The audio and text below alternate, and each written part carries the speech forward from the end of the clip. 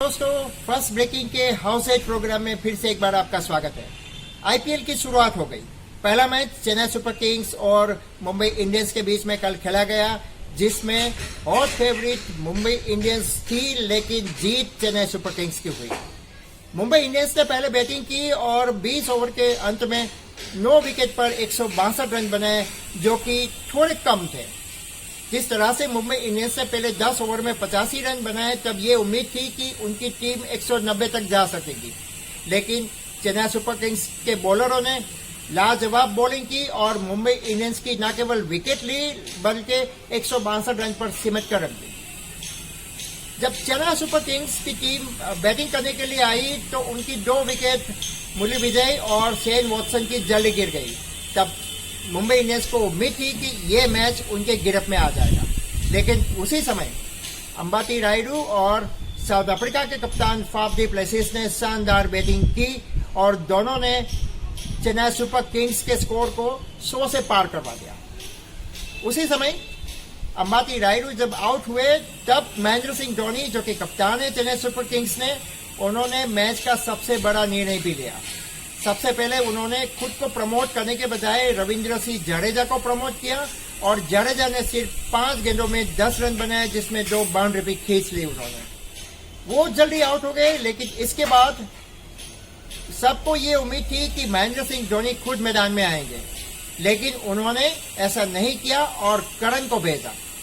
नए खिलाड़ी है और फिर भी उनका ऊपर विश्वास रखा, और जब करण मैदान में उतरे तो 2 गेंद में 4 और 6 रन बनाकर उन्होंने मैच का पासा पलट दिया। एक छोटी सी इनिंग्स, लेकिन लाजवाब इनिंग्स करण ने खेली, और जब वो आउट हुए तो चेन्नई सुपर किंग्स को जीतने के लिए सिर्फ 5 या 6 रन की जरूरत थी।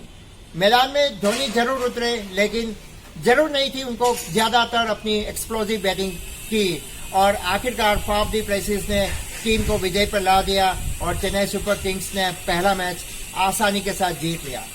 महेंद्र सिंह धोनी ने मैच के बाद बताया कि उनका ये मूव इसलिए था कि खुद को प्रमोट करने के बजाय रविंद्र सिंह और करण को इसलिए भेजा क्योंकि वो दोनों लेफ्ट हैंडर बैट्समैन हैं, और उनका एक साइकोलॉजिकल एडवांटेज लेना चाहते थे, क्योंकि मुंबई इंडियंस के पास जो लेफ्ट हैंडर बॉलर्स थे, उनके ऊपर वो हावी हो सके, उनके स्पिनर्स के ऊपर वो हावी सके। तो एक साइकोलॉजिकल एडवांटेज उन्होंने लेने की बात की, और ये जो डिसीजन महेंद्र सिंह धोनी ने लिया, वही बताता है कि एक कैप्टन कूल का जो उनका जो हमेशा उनको कहा जाता है, वो उन्होंने फिर से एक बार सार्थक कर दिया और चेन्नई सुपर किंग्स को इस मैच में विजयी बना दिया।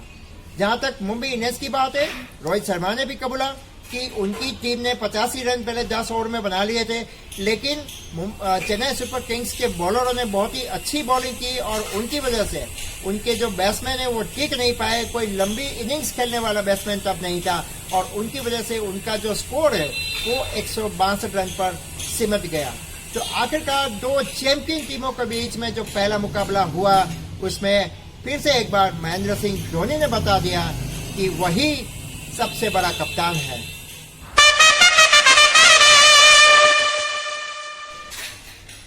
दोस्तों, आईपीएल का आज का दूसरा दिन और दूसरा मैच दिल्ली कैपिटल्स और किंग्स 11 पंजाब के बीच में होने जा रहा है।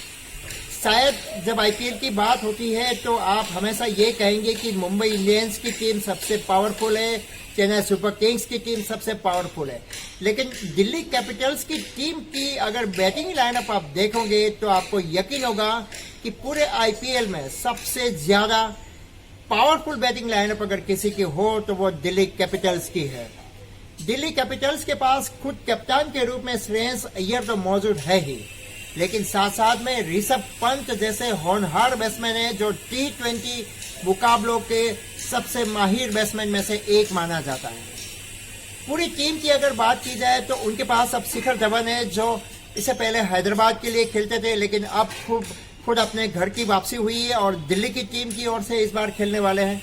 उनका अनुभव है, उनका जो खेलने का तरीका है वो सब जानते हैं, और एक बार शिखर धवन भी अगर सेट हो गए तो वो किसी बॉलर की सुनता नहीं है, और चौके और छक्के वो भी लगा सकता है।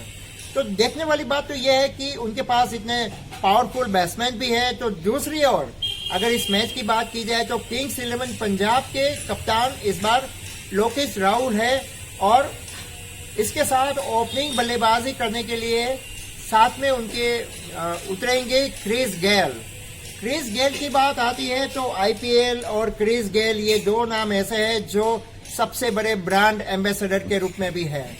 क्रिस गेल को देखने का मजा ही कुछ और होता है, ये सब जानते हैं। जिस तरह से वो बेस्ट बॉलर के ऊपर हावी होते हैं और उनके बल्ले से एक बार सिक्स निकलना शुरू हो जाती है तो वो रुकने वाले बल्लेबाज नहीं है, ये सब हम जानते हैं। इसी टीम में ग्लेन मैक्सवेल भी है जो अभी इंग्लैंड के दौरे पर थे और ऑस्ट्रेलिया के लिए लाजवाब उन्होंने क्रिकेट खेला है और अगर वो यहाँ पे अपनी बल्लेबाजी का निखार करते हैं तो किंग्स 11 पंजाब के लिए ये एक बहुत ही बड़ा प्लस पॉइंट साबित होगा। दोनों टीमों के लिए कुछ बदलाव जरूर हुए इस सीजन में। रविंद्र अश्विन जो पहले किंग्स 11 पंजाब के लिए खेलते थे अब दिल्ली की टीम में है।